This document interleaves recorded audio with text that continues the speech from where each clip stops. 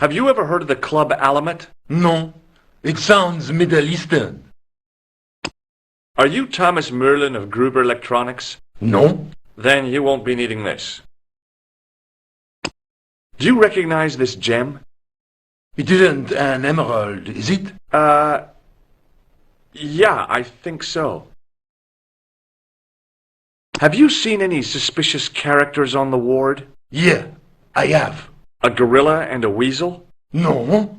This was a tatty old bear. How was the bear acting suspiciously? Well, he was wearing a homburg. Is that against the law? No, but it's pretty weird for a bear. Have you heard of a guy called Marquet? He's in quarantine, Doc, right behind this here door. Marquet is just the man I wanted to see. I wouldn't go in there if I was you. He has anthrax. I have to visit my patient. What for? Routine. I have to check he's still breathing. What if he's not? I'll sign the certificate and register his bed as vacant. That's a cold and distant attitude to death. Well, I've been institutionalized to the point of godlike aloofness. The white coat suits you. Thanks.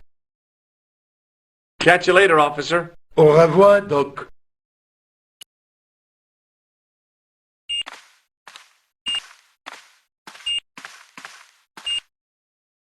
Marquet? Yes, I'm Marquet. I've been expecting you. You have? Well, what are you waiting for? Get it over with. I just want to know what I should do with the gem. The Larmar gem. Yeah, right here in my pocket. I thought you were one of the assassin. Not me. I never inhaled. So, you were sent in my place? Yeah. You could hardly make the trip to Ireland in your condition. What should I do with the gem? Deliver it to the Grand Master quickly. Tell him that I have found the tripod right here in Paris. You have it? Not yet, but it's being taken care of.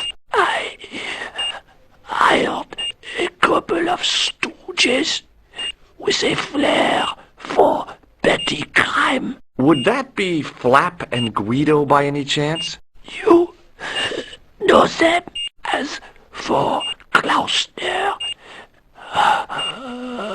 he has gone off to Syria on a wild goose chase. They have geese in Syria?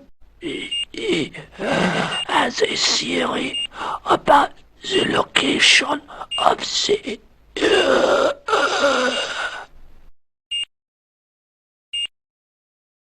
That's enough excitement for one day, Monsieur Marquet. What are you doing here? Talking to this patient, of course. Monsieur Marquet is my patient. If Herr Hagenmeier was to hear that... Okay, I'm going. I'd learned all I could from Marquet anyhow.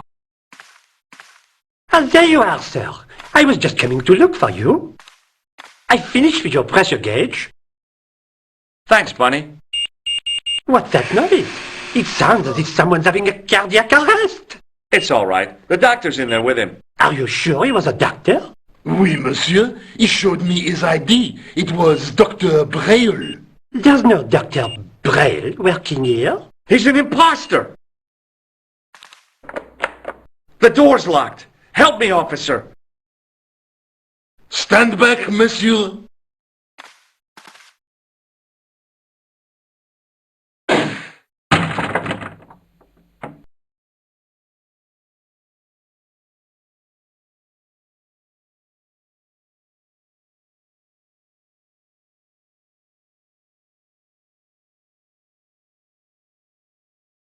Hello, George. I showed you the red nose, didn't I? Yes, you did. No way. Hey, Nico, shake hands with me. No chance, Buster. This is the tool I used to get into the sewers. Yeah. No way. I found Jacques Marquet. Did he talk? Yeah, he talked. For the very last time. He's dead. Yeah, killed in cold blood by a bogus doctor. That's despicable. What kind of guy would pass himself off as a doctor and take advantage of a dying man? Was it Khan? No, I don't know who he was, but it certainly wasn't Khan. He got away, out the window. Have you ever heard of the Hashi Ashin? No. Marquet said that they were his biggest enemy. His biggest enemy was the bogus doctor. Don't remind me. That guy was evil. He had wild, staring eyes like a dead fish. I'll never trust a doctor again. Do you think the assassin was responsible for killing Marquet? I don't think so. He could have finished him off the first time. Besides, Marquet would have recognized him. He was pumped to the gills with sedatives. He wouldn't have recognized the 4 horsemen of the apocalypse unless they'd introduced themselves.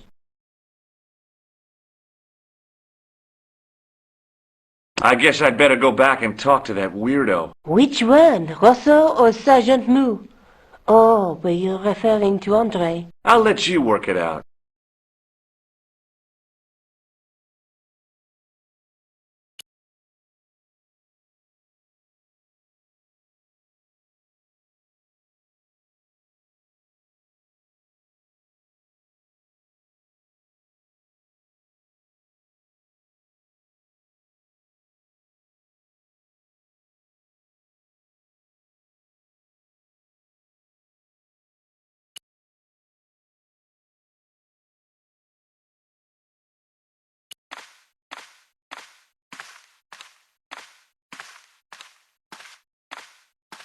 Sergeant Moo? Yes.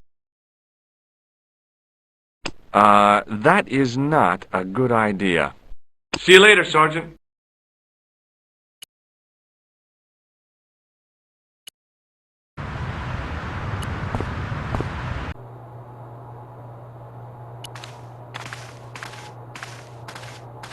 He was a thin-faced, pallid guy with a questionable taste in outlandish clothes. My mother used to dress like that. I beg your pardon. Are you André Lobineau? That's me. You want my autograph? No. I was told you may be able to help me. Help? My name is George Stobbart. I'd like your professional opinion. Well, okay. Shoot. Do you recognize this white powder, André? No. Does the guy in this photograph look familiar to you? No. Take a look at this nose, Lobineau. It really doesn't interest me, Georgie. What does this tissue mean to you? Nothing.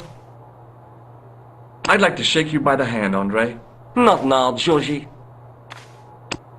What do you make of this tool? Interesting.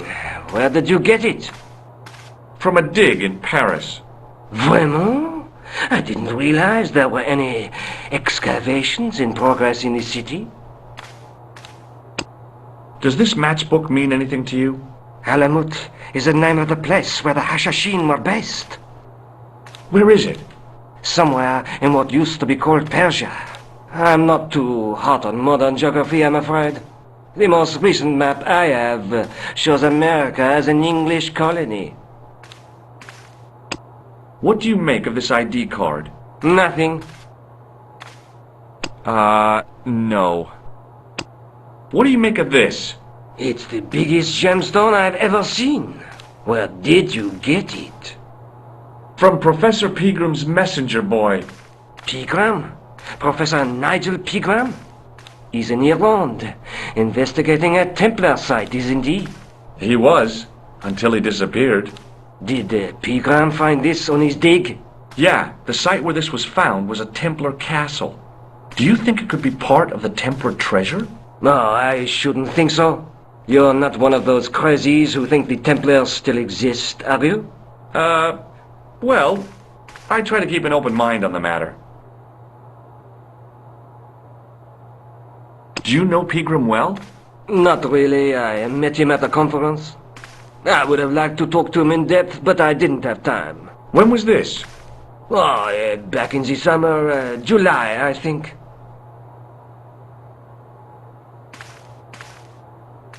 Have you ever heard of the Hashashin? Why, yes, it was a radical Muslim sect whose name became synonymous with murder. It was formed in 11th century Persia, shortly before the Crusades. At roughly the same time as the Templars. Yes, they gave a new word to our language, Assassini, the assassins. How did the assassins get their name? From the legend surrounding the secrets of their initiation rites. A young man who sought to join the sect was given hashish until he drifted into dreams. He awoke to find himself in a fabulous garden with everything he could wish for. The freshest water, the most delicious food, the choicest hash, and the most delectable women imaginable. Cool. Do you have the address? I haven't finished the story. There was a price to pay for this taste of paradise. Wouldn't you just know it? The young man would wake the next day to find himself back in the real world. He was told that he'd been given a glimpse of the heaven reserved for holy martyrs. A heaven he would enjoy for eternity if he was willing to join the Hashashin.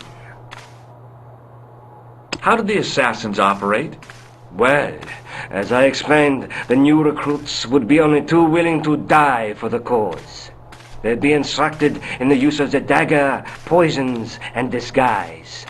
Then, the Grand Master of the sect would name an enemy of Allah. And they'd stop at nothing to eliminate that enemy. You got it. They were fearless and deadly. Does the cult of the assassins still exist? Take a look around at the world today. You tell me.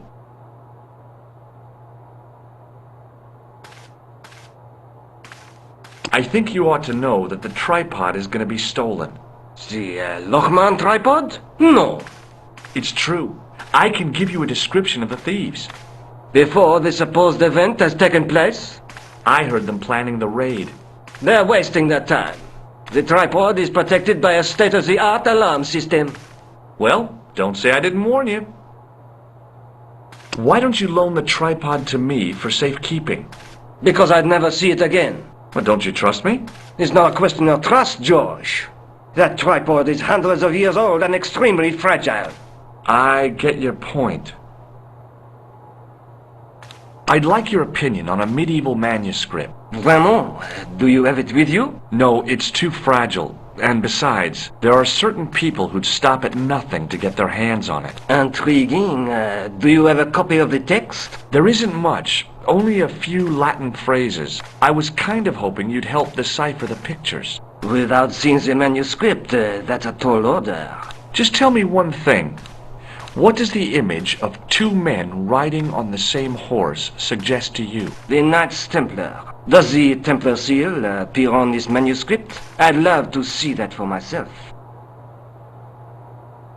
Can you tell me anything about the Knights Templar? I sure can, Georgie. Soldiers, diplomats, mercenaries, monks, bankers, you name it, the Templars fit the bill. The greatest fighting force in Christendom, the militia of Christ. Jeez. How did the Templars get their name? From the building in which they set up their headquarters. The King of Jerusalem gave them part of a mosque on the Temple Mount. It was said to have been the site of the original Temple of Solomon. The order became known first as the Knights of the Temple, and later the Knights Templar. You're a mine of information, Andre. Glad to be of help, Georgie. How come the Templars became so wealthy? There was a constant stream of new recruits to their ranks, many from noble families. They were required to swear a sacred oath of poverty, chastity, and obedience. So, their money, goods, and lands were donated to the order. The Templars soon held land in France, Scotland, England, Spain, most of Europe, in fact. The poor Knights of Christ became the wealthiest power in Christendom.